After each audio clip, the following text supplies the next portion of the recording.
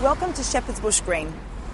Tourists and Londoners walk past these gates and these railings every day, and little do they know that these old Victorian restrooms, or as we call them in London, toilets, have now been transformed into one of the coolest, funkiest live music venues West London has to offer. Let's go check it out. Ginglick is West London's suburban beat bunker.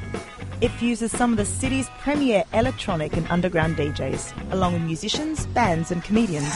Hey, right. How's it going? With a friendly, pretension-free atmosphere, the club has become a meeting point for artists, musicians and general connoisseurs of cool.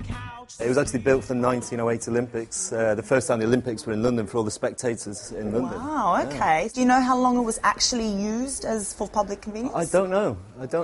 I think for quite a long time afterwards. We've had some regulars who've come down since who knew of it when they were young boys. They used to come down here and use it as a toilet. It was the Victorian engineer George Jennings who pioneered London's public underground lavatories. The entrances to these were elaborate and distinctive, with their interiors built of slate and ceramic tiles. Today, there are very few Victorian lavatories left open for public use. What can I do? But many are hosting some of the trendiest music venues in London, just like the Ginglick. Have you seen any celebrities come down to the Ginglick? Probably one of the biggest celebrities, Benicio del Toro, cool. Jessie J, Robin Williams. Really? What time do people rock up and what time do they leave? Usually around 10 or 11 and they'll be on the dance floor till 4 a.m. The Ginglick is one of the few unique live music venues in London that has made the best out of a stinky situation. However, if you're more of a 50 Shades of Grey lover rather than a rock and roll swinger, you may want to swing across town to Cellar Door, now hosting some of the biggest names in London cabaret. It was infamous gents in Theatreland. Supposedly it was the haunt of Oscar Wilde.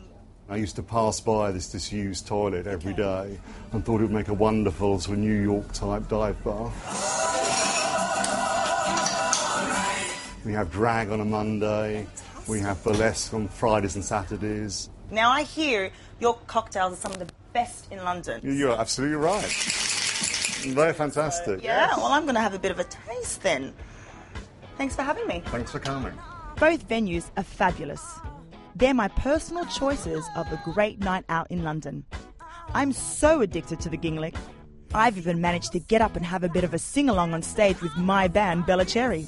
After your performance last night, I could even look you in the eyes. If you love your rock and roll cranked up or prefer to sip on a cheeky angel martini whilst viewing vaudeville, either is guaranteed to give you a great night out.